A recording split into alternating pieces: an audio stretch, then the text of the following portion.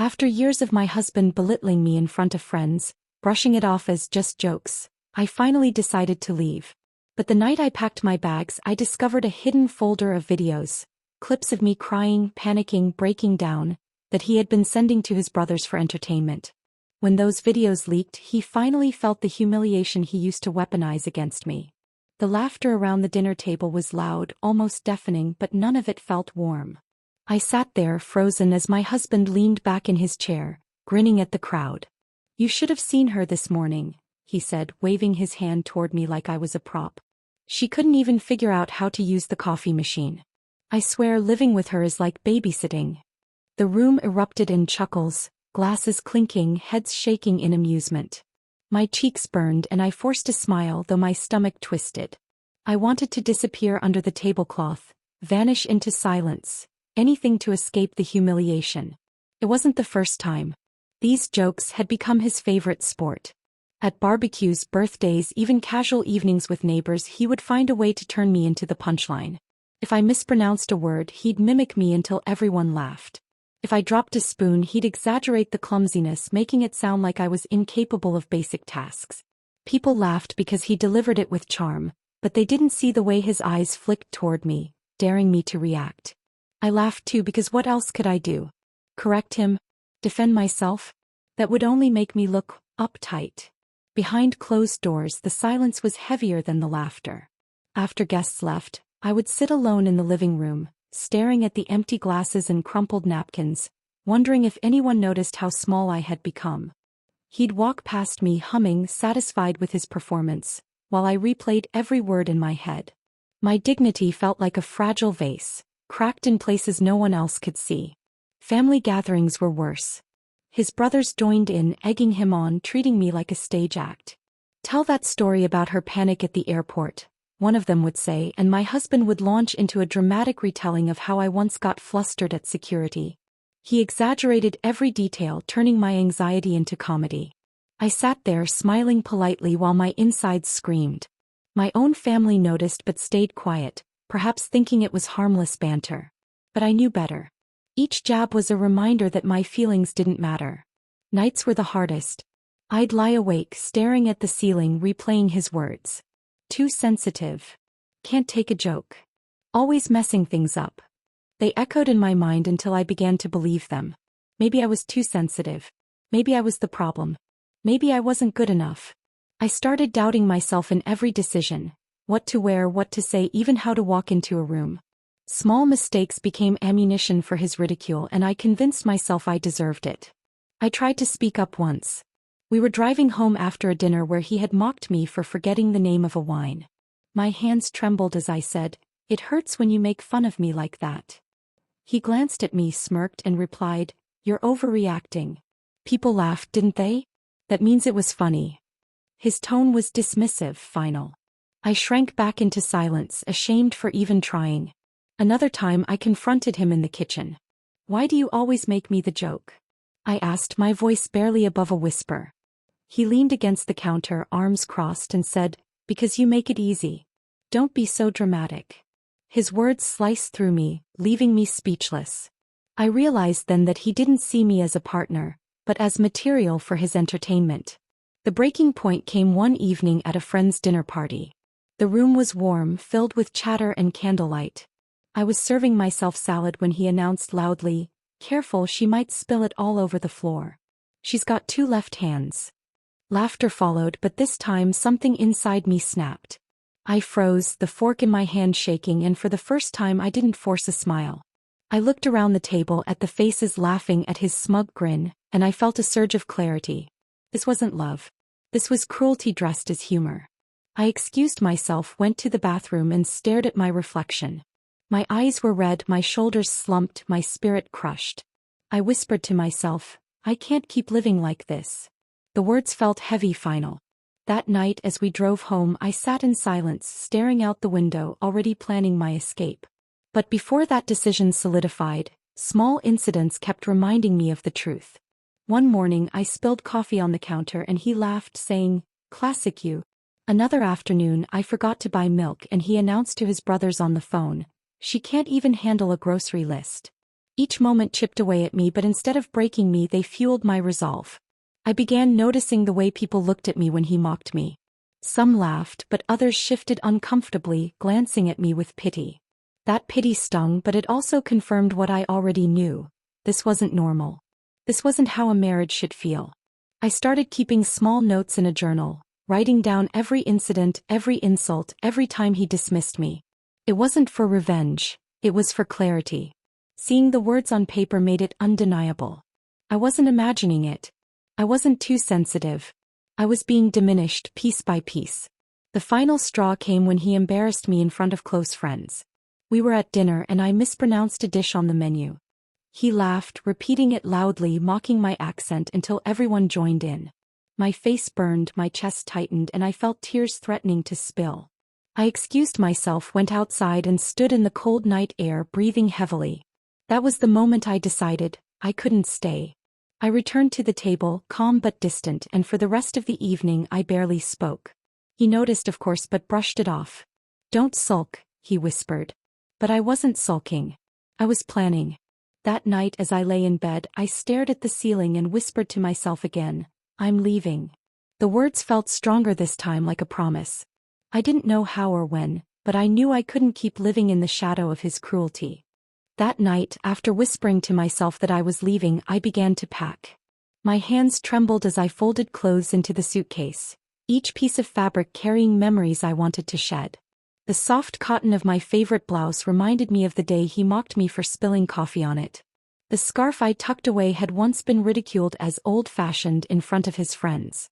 Every item felt heavy, not because of its weight but because of the shame attached to it. My heart raced with fear and relief. Fear of what awaited me outside, relief that freedom was finally within reach. I moved quietly, careful not to wake him. The house was dim, shadows stretching across the walls, and the silence was broken only by the sound of the zipper sliding shut. I thought I was almost ready when I remembered the documents I would need: my passport, bank papers, and a few certificates. Without them, leaving would be harder. I tiptoed toward the study, the room he guarded like a fortress, and switched on the desk lamp. The glow revealed stacks of papers, folders, and his ever-present laptop. I hesitated, knowing he hated me touching his things, but necessity pushed me forward. As I searched through drawers, my eyes landed on the computer screen. It was open, the cursor blinking as if inviting me. I told myself I was only looking for scanned copies of my documents. But curiosity mixed with unease guided my hand to the mouse. I clicked through files, scrolling quickly until a folder caught my eye. It was tucked away, named innocuously, almost blandly, something like miscellaneous. My instincts told me to ignore it, but something about the way it was hidden made me pause. I opened it and what I saw froze me in place. Videos. Dozens of them. Each file named with dates I recognized, days when I had cried, panicked, or broken down. My breath caught as I clicked on one. The screen filled with my face, tear-streaked, trembling, whispering to myself in the bathroom mirror. I remembered that night vividly. I had thought I was alone. But he had been recording. I clicked another. There I was, pacing the kitchen, hands shaking, muttering under my breath after one of his cruel jokes. He had captured it all. My private moments of weakness, my raw pain turned into files. My stomach churned and I felt the room spin. Then came the worst discovery. Attached to some of the files were sent messages. He had shared them with his brothers. My humiliation wasn't just his entertainment. It had been passed around, laughed at, dissected. My pain had become their family's amusement. I sank into the chair, staring at the screen, unable to move. My chest tightened, tears blurred my vision, but beneath the sorrow, a new fire ignited. This wasn't just mockery. This was betrayal on a level I couldn't comprehend. He hadn't only stripped me of dignity in public. He had stolen my private grief and turned it into a spectacle. I whispered aloud, "How could you?" though he wasn't there to hear it. My voice cracked, but the anger underneath steadied me. I scrolled further, each video a dagger. There was one of me sitting on the floor, clutching my knees, trying to breathe through panic. Another of me wiping tears quickly before guests arrived. He had recorded me secretly, deliberately, waiting for those moments when I was most vulnerable. The betrayal deepened with every click. I imagined his brothers watching, laughing, mocking me in their own homes. My humiliation wasn't confined to our living room. It had traveled, multiplied, echoed in places I couldn't reach. I closed the folder, my hands shaking, but I couldn't unsee it. The study felt colder, the lamp's glow harsher. I wanted to scream, but instead I sat in silence, letting the weight of it settle. Then slowly a new resolve formed.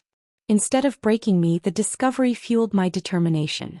I wasn't just leaving, I was going to make sure he felt the same shame he had forced on me. I wiped my tears, stood up, and began gathering the documents I needed. My movements were steadier now, driven by purpose. I tucked the passport into my bag, slid the certificates into a folder, and zipped it shut. As I left the study, I glanced back at the laptop. The folder sat there, waiting like evidence of his cruelty. I knew I couldn't erase it, and I didn't want to. It was proof, undeniable proof, of what he had done. I returned to the bedroom, the suitcase half-packed, and sat on the edge of the bed. My mind raced with possibilities. Should I confront him? Should I leave quietly?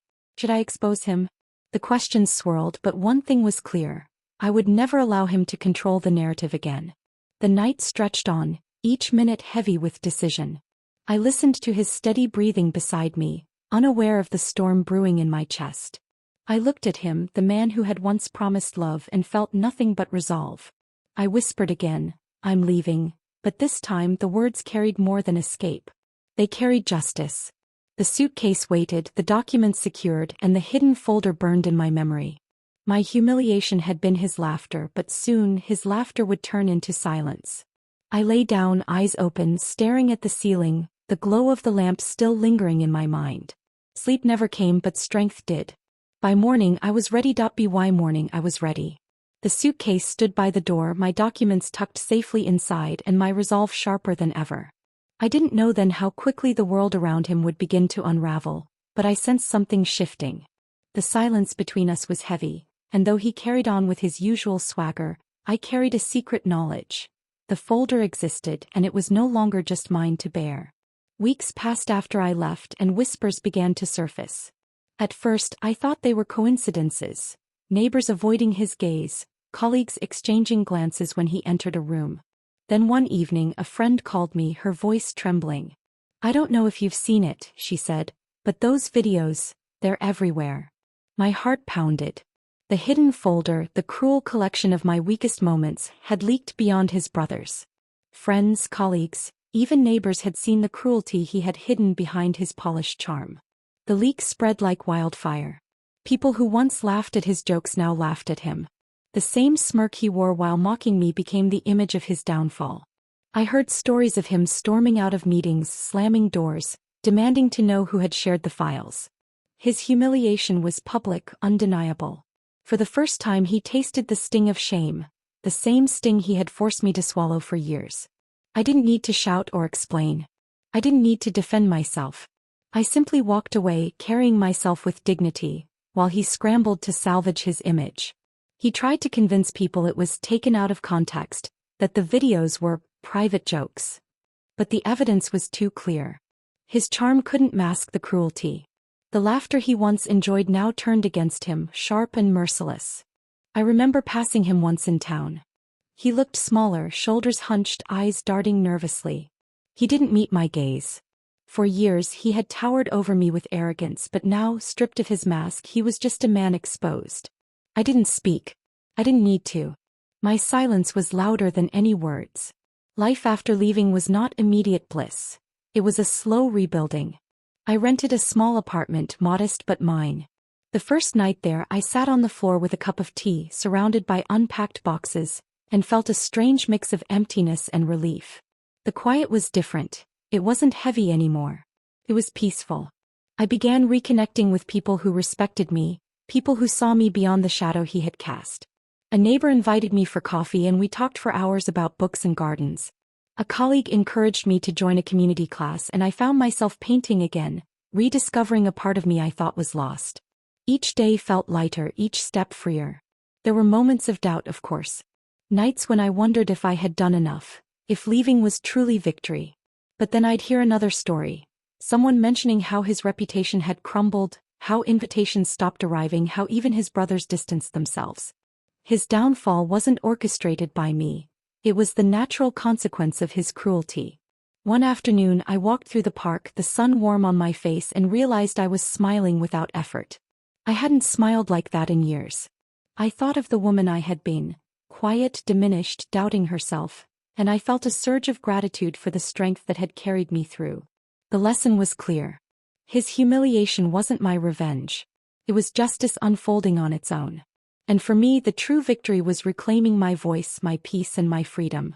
I began journaling again, not to record pain but to celebrate growth.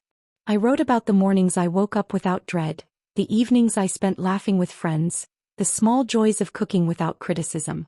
Each entry was a reminder that I had survived, that I had rebuilt. One day I found myself standing in front of a mirror, the same mirror where I had once whispered through tears. This time I whispered, "You made it." My reflection stared back, stronger, steadier, no longer broken. The tables had turned not because I forced them but because truth has a way of surfacing.